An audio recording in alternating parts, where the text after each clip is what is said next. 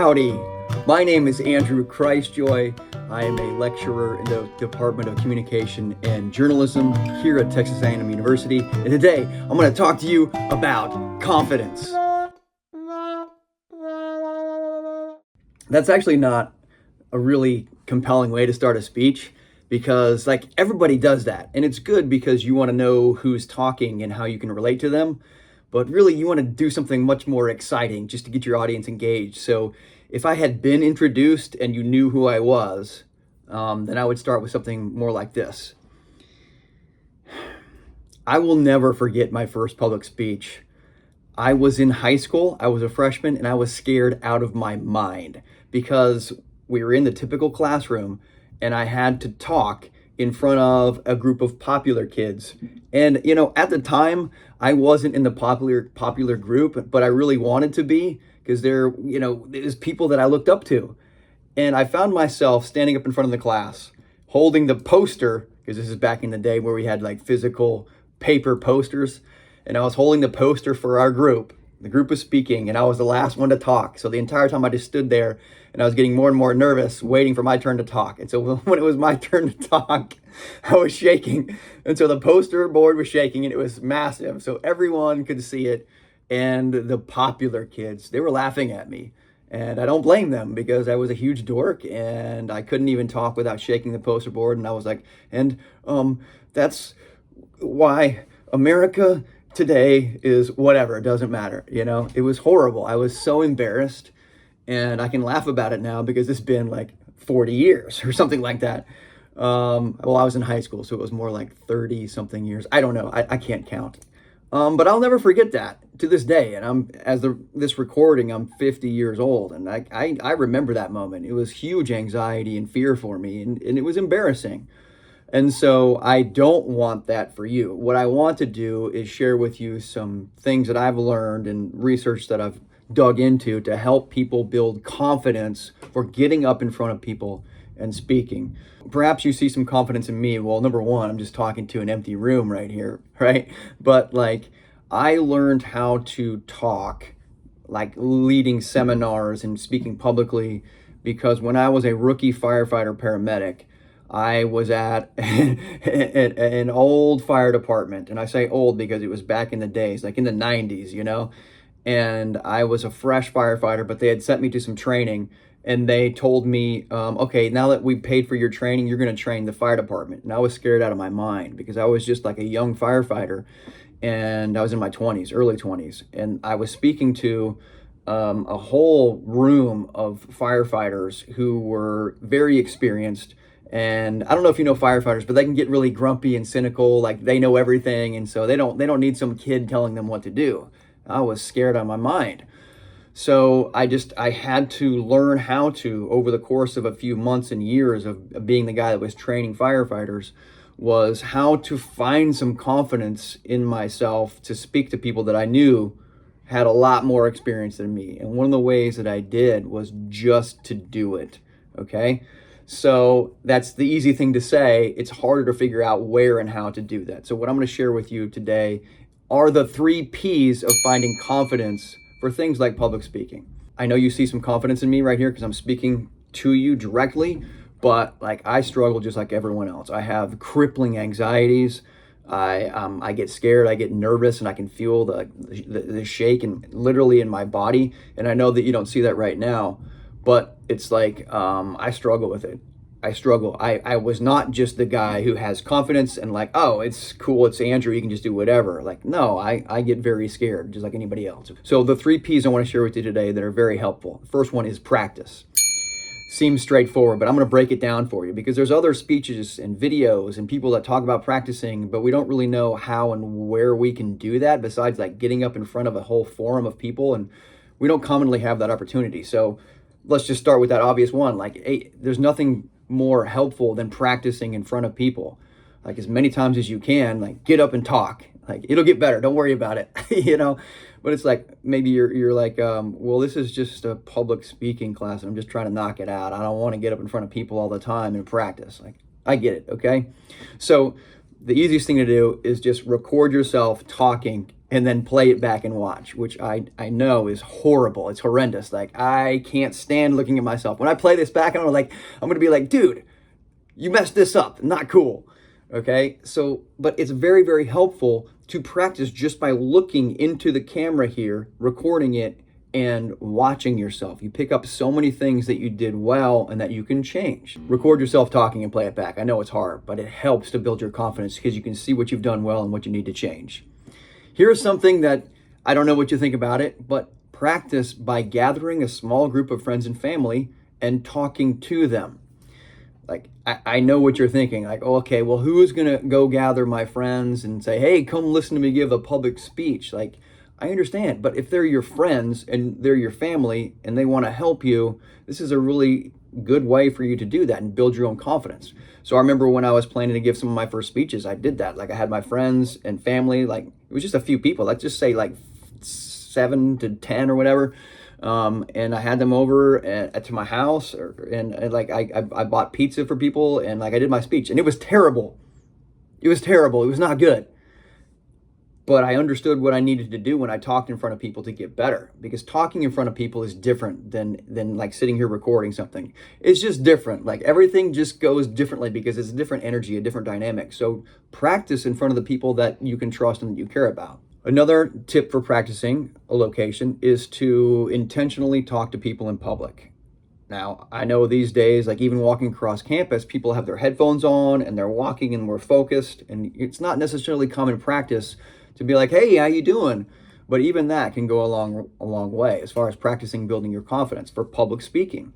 Even just these days saying howdy to nobody, like people that you don't know, that's difficult. And that can help you build confidence, because sometimes you get people that will acknowledge you in a positive sense, like, hey, but let's be honest, like another times people are just gonna like, like, why are you reaching out to me? I don't know you, or they just ignore you and it feels terrible. You're like, I mean, I do it because I want to make the world a positive place. So I'll walk across campus and I'm like, and like people will be like, I won't even look, and it feels terrible.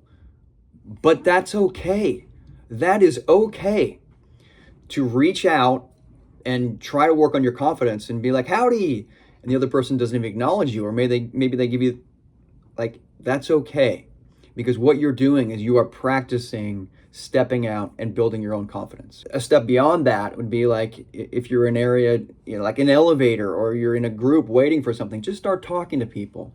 And I know it can be really awkward, but if you want to practice, that's where you can do it. And it's not in a forum that you've had to wait to build up, like public speaking and you're in front of 100 people. No, it's just like you're in a small group waiting in line. Just turn around and be like, hey, how's it going today? See what happens. Like, hey, this line is annoying, right? Whatever. Just start talking to people to practice. The thing that I like to do that really helps build my confidence is start talking to people without a plan at all. Okay. You definitely don't want to do that in the public speaking forum, like if you're preparing for a speech, but like just start talking to people without a plan. Where I commonly do that to challenge myself is with I'm talking with like a group of students that are pretty intelligent, or professors that I work with. I will start talking and I won't have a plan for what I'm going to finish, and it forces myself to consciously be preparing while I'm talking. That helps so much as far as public speaking. So when you're in the normal day-to-day context, if you want to build your confidence, like, just start talking to people and don't worry about what you're going to say next. Like, train yourself to work on confidence by talking to people without a plan, so that when you get into that spot, when you're public speaking and you're officially going through a speech, and you remember, you're looking down at your notes and you're like, oh, I don't remember what that's about. You just start talking, and you have conditioned yourself to pull up whatever it is going to be there. These are all ways to build your confidence by practicing. Let's move to the second P, which is preparing. Okay, so I teach public speaking, communication for technical professions, and other things where people have to get up and talk in front of people. There's nothing that's going to beat preparation. You want to build your confidence, you need to be prepared. Okay, so I had a student, his name was Jack, and he got up to speak, and he was so nervous that he couldn't even get it done. Like he was shaking, like, he didn't know what he was going to say or do it, everything. And like I felt bad for him, because I love my students. That's like the nightmare for anybody, right? Well, as I talked with him later and come to find out, he didn't prepare really at all. He had a jumble of paragraphs of things he wanted to talk about, but he didn't organize it. He didn't break it down into like a keyword outline to where he could just look and get a few notes. So really he got up there not knowing what specific things he was going to say. And of course it didn't go well. Planning helps you succeed. So when you prepare and you organize things and you follow the prescription for building a cohesive speech, it really does help. Okay? So, I mean, sometimes we try to wing it. And some people are good at that because that's what they do in their lives. And it goes okay. But nothing helps you more than when you prepare and have that plan. Along with that, I highly encourage you, if you want to be confident about what you're doing, don't just throw an idea into AI or ChatGPT and get all the breakdown for you. I mean, I understand that. I can see how it makes it easier and you can think about things and you can pull it in. But what happens when you do that is you're not the one who processes it. You know what I mean? Like when you process and you build, your brain works to develop what you're going to say. You train yourself to confidently pull up the information. That's different than just throwing something into ChatGPT and it gives you the breakdown of a speech. And then it's like you don't own that speech, So it's a separation that your brain, your mind, who you are, isn't purposely processing how you can be confident about that. So I'll tell you right now, I don't use ChatGPT AI for anything. Nothing like that. I build it all myself because I love it. I enjoy the process of my brain thinking and bringing things to life. If you follow the prescription of the course and you build the full sentence outline, that helps you organize your thoughts. It takes time, but being excellent or doing a good job at something does. It just takes time.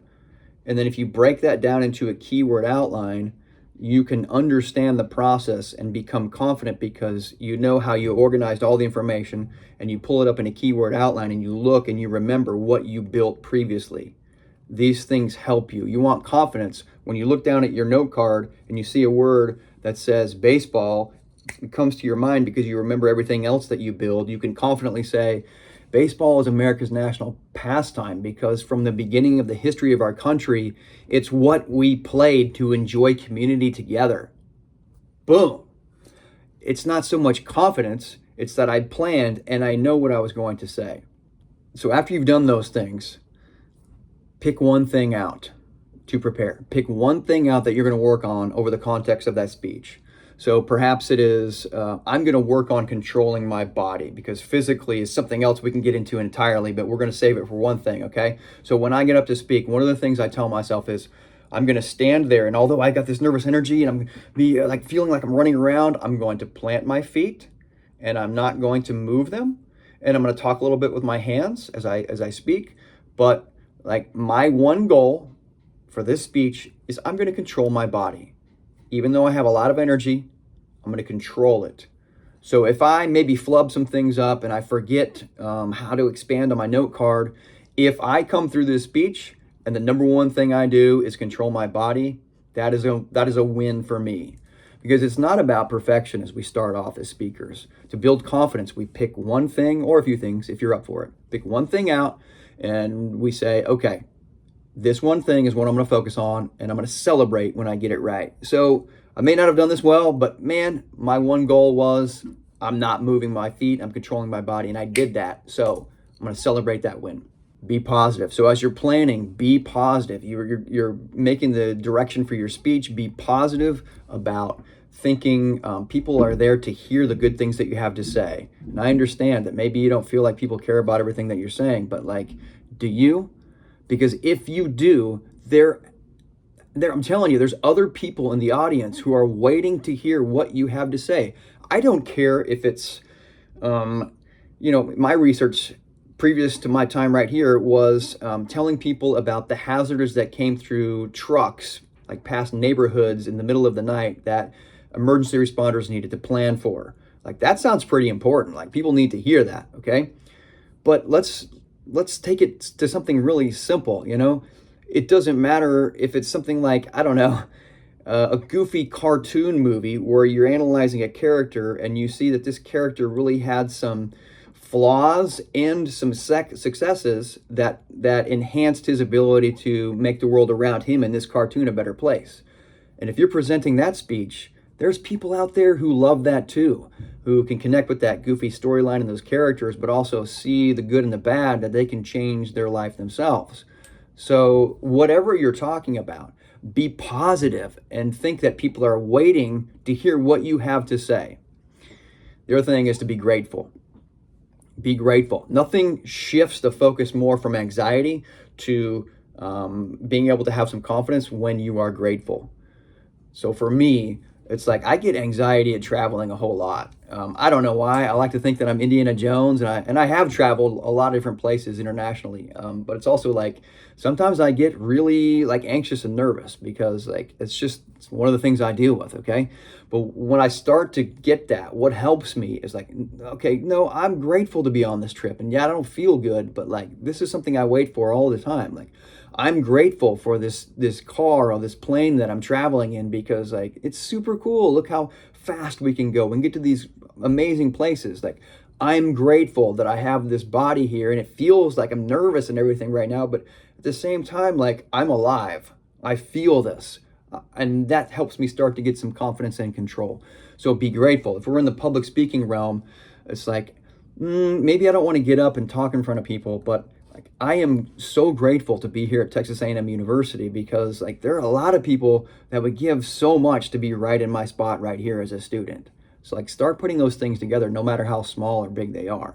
And the final thing to prepare is to understand the value in this. So you may like public speaking or maybe you don't care for it much at all. Sometimes I get students that are like, whatever, public speaking, it's not something I'm going to do and all that. But it's like, if you choose to understand the value of public speaking or preparing to talk in front of people, you can apply it to different areas of your life because communication is fantastic. It's what we do in everything that's part of life. It is the human experience, communicating. If you're talking with a group of friends, if you're presenting material before a job, if you're doing an interview, if you're talking on the phone, it's like everything applies to communication. If you cannot communicate, then you're not going to be successful in life because no one will know how to connect with you and where you're trying to go. So the value of public speaking is like it's everything. So if you decide that this COM 203 course or whatever public speaking section you're in has value and you do it with excellence, you can take confidence in understanding that it's not just for some class to get a credit to check a box off. It's helping you be the person that perhaps you want to be. If you have a calling or purpose, this class has an enormous value. And if you go all in, what you'll get in return is the confidence that you seek that applies to so many different areas. Okay, so we have practiced, we have prepared, and now I want you to dig deep and learn how to perceive, to know yourself. Because like these are like tangible things that we can do. These understandings here, when you perceive, can really build confidence. So the first thing you do when you perceive is to know your purpose, okay? Like I talked about before, one of the research studies that I did was to count all the hazardous trucks around Texas in various different locations and to present those hazards to different cities and school districts and local emergency planning committees to tell them, here's some things that you probably don't even know are happening that are going right past your schools, right past your huge stadiums, past your houses in the middle of the night. And if we don't prepare for those and there's an accident, we're going to have a massive problem. I felt a lot of purpose in that because one of my callings is to help people be prepared. So if I'm speaking publicly and I'm living my purpose in that, then I can build confidence simply by knowing like, this is who I am. This job is very important. If I get nervous and anxious, then I can come through it because I know the why. Why do I need to give this speech? Well, because I'm trying to save lives and help communities be prepared. So maybe your speech isn't is maybe black and white, or dangerous is something that I was trying to save the world through. Maybe you're talking about something that's much more simple. Like, break it down into something like as easy as tying your shoe. Okay?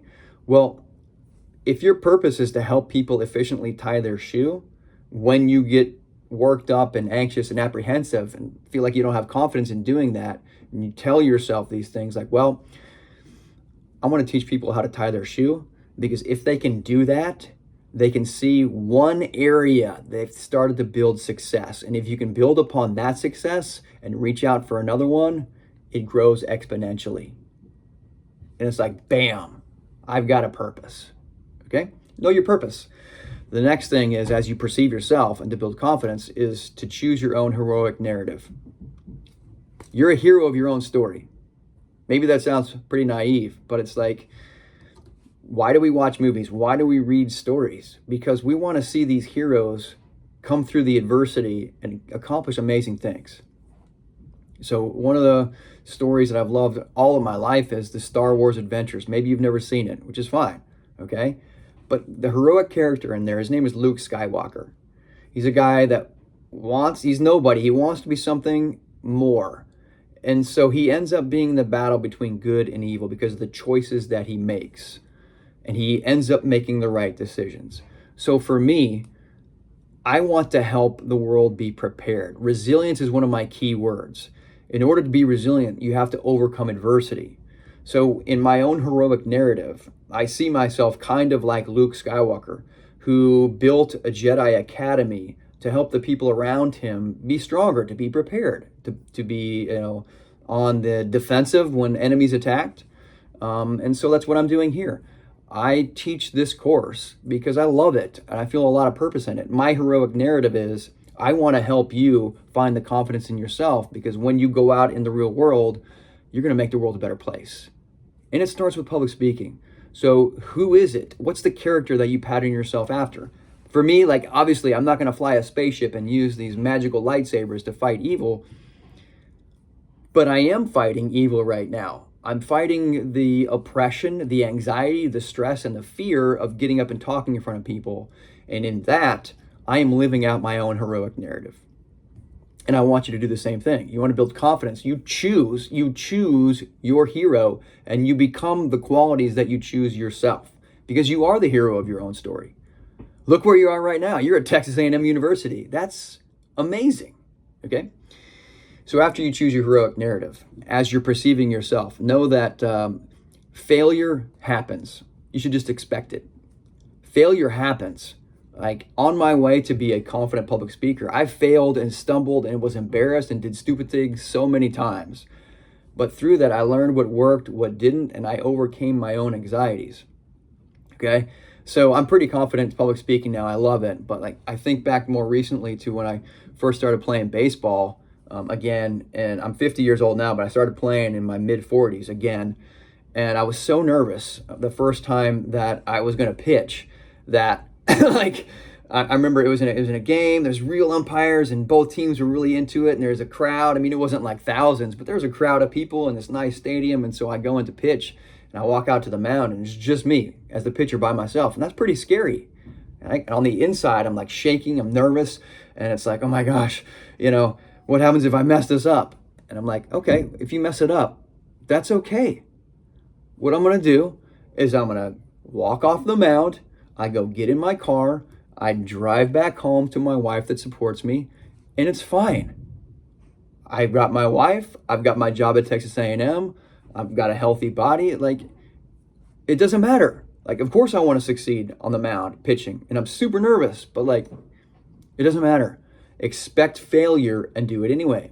You get up to talk in public speaking in a classroom, it's like, it's hard. It is hard to remember everything you have to say, but that's where we can fail, and it's a safe space. It's like, I stumble, I forget things, like, cool. It doesn't matter. There's another time, okay? So I write and play music too. And so I wrote this praise song to play in church. And I had like the praise team with me, and I had the whole congregation is singing along, and the lyrics are posted up on the screen behind me, but I don't have anything in front of me. So I'm singing, it's one of the first times I was singing my own song that I wrote, and I'm in the middle of the song, and I just blanked, man. It was like, I totally forgot. The whole congregation stops, like 100 people. Song stops dead. I got nothing. I can't remember the next lyric. It was the biggest epic failure of all time, okay? And luckily, there was someone from the congregation. They just started singing the chorus because it was just choose joy, like choose joy. And it was really funny, right? Because people just started singing that too. But it's like, people know we all make mistakes. Expect failure, and it's fine. And then we just started singing again in that moment, but it's like public speaking. Expect mistakes. It doesn't matter, Something that was really helpful for me is to consider that so many of these little details that we get caught up on, they just don't matter. I think Taylor Swift really does say it best in her song, Shake It Off. It's like, it doesn't matter. Shake it off. This is a public speaking class. It's a 200 level course. Like, it doesn't matter at all. It's like, seriously, you think about life and how beautiful and difficult it is. Like, this one speech, it doesn't matter at all in the course of life. Now, there's a balance in that. I totally get it. Like, maybe we're concerned about GPAs. We want to protect those, so we want to do a good job. I'm your course instructor, or at least someone making this video that might be used in other courses for other instructors and students. Like, I want you to be excellent at what you do. It does matter in that context, but it's like, expect failure. It doesn't matter. Like Taylor Swift says, shake it off. Seriously, shake it off. Get back up. Do it again. That's the only way any of us learn how to do things. When we were little kids, all of us, we tried to learn how to walk and we fell. It's like, what are you going to do? Just stay on the ground? No. You get up, you shake it off, and you learn to walk over and over again. One of the things that really helps build confidence is to have someone that supports you no matter what. Some person who gets your back, so that when you are anxious or you mess something up, it's like, it doesn't matter. I've got this person who supports me. So for me, it's my wife.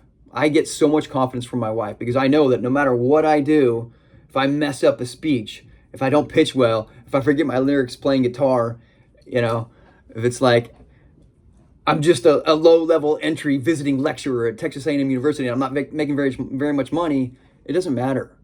Because I have my wife who builds my confidence by saying things like, okay, cool, we're going to get through it together. It doesn't matter. I love you. Okay? Can you imagine how much confidence that builds in me? It lets me get up in front of you right here and record a video where I'm this goofy guy saying things, because I know at home there's my wife, and she loves me no matter what. She thinks I'm awesome. I don't know why, but she does.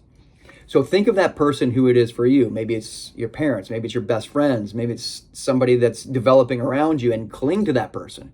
And just know, like, hey, you know what? I've got this network. I've got this person who supports me no matter what. So it doesn't matter if I fail at public speaking for this moment. I got this person who supports me. If you don't have that person yet, then be that person for someone else. And imagine how powerful that can be for both of you. And see how your confidence develops. If you support someone, no matter what, it builds your confidence.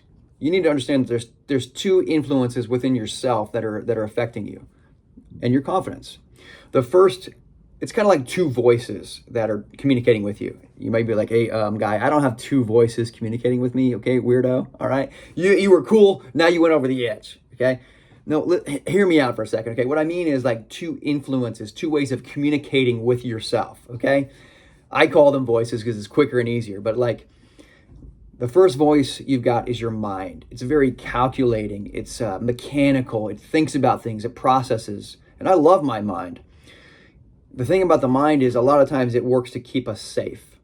It works to be very critical of the world around us so that we don't make mistakes. So for example, if we get up to do a speech, we've got our mind saying things like, dude, what are you doing? Why are you standing in front of people? This is scary.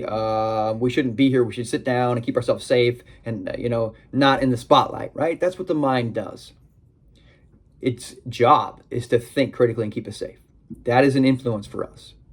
Another influence for us is our heart, or like our spirit. It's like, no, I am a visionary. I see things creatively. I want to help people. I want to do this speech because it's part of the path to get where I want to get. And I want to tell people about this specific things. And it's very important. And I love people around me and I want to lift them up, right? That's another influence or way of communicating with ourselves. So the thing to understand is this dichotomy of these two different polarized aspects of the communication we do with ourselves. That can be very difficult in the context of confidence. Because like if you got your mind that's like, hey man, what are you doing? Sit down, be quiet. You don't want to look like a fool in front of people, trying to keep it safe. And you've got your heart that's like, no, we need to tell people there's some good things. That's difficult. The thing about the mind is it tends to be very loud. And so a lot of the time what we hear is the mind, which can really be detrimental to our confidence. Now this is speaking very generally and it's in broad terms, but I think the idea can really help us to understand that a lot of the times our confidence is attacked by the communication we do to ourselves. And it's our calculating mind, or at least the idea, the symbolic metaphor of our calculating mind. What we need to do is to say, okay, that's cool, mind, thank you. You're trying to keep me safe. I appreciate that. I'm going to take that and I'm going to set it over here. And I'm going to listen to my heart or my spirit because I know that's what I'm called to do. In this moment, I need to get up and give this speech. And there's some important things that I'm going to say. So just understanding those two things can be very helpful in the way that you communicate with yourself to build confidence. It's like when I was pitching in my first All-Star game, I was at Rice University, beautiful stadium. It's like, Bluebell Park at the baseball field at A&M. It's gorgeous, So I walk in, this beautiful turf field, and it's like audience, and we've got these all-stars, and I'm like, in my mind is like, what are you doing here? You're not an all-star. You don't deserve this. You're not good enough. I see all these other all-stars, and it's like they call my name. I'm up. I go out to the mound by myself, just me, in front of people and all-stars and all that. And it's like my mind is like, dude, what are you doing? This is stupid. This is the dumbest thing we ever doing. Why are we doing this? This feels terrible. I'm scared. I'm anxious. Like, this is awful. What if you mess up? Like, it was horrible. And I felt that oppression, like, ugh, I could barely breathe as I'm walking out to the pitcher's mound, And it's like, thankfully, I had learned how to say, okay, cool. I appreciate that. You're right. It does feel like that. It's difficult. But I'm going to set you over here because I'm going to listen to my heart, my spirit, that voice inside me, the way I communicate with myself, that aspect, because this is what I want to do. I want to be a pitcher in an all-star game because this is what I wanted to do my entire life, and I'm having the time of my life. And you need to learn how to hear those and understand those so that you can select one to set aside and the other one to enjoy and find confidence in. I got to tell you one more thing, okay? So the other influence that can affect your confidence is the media. Now, I'm not speaking like conspiracy theories as like the media and all that. I'm just talking about media in general. So what you need to understand very quickly is what watching media does to us is when we look through screens, it puts us, no joke, literally, okay? This is research-backed science. Seriously, it puts us into a zombie-like state to where we are more susceptible for information coming at us, okay? That's what the refresh rate, the flicker rate of the screens do. It's just like the natural consequence of watching things on screens, okay? So what we don't understand is subconsciously we're being fed information that affects us to where our subconscious mind makes decisions about how we process the world around us.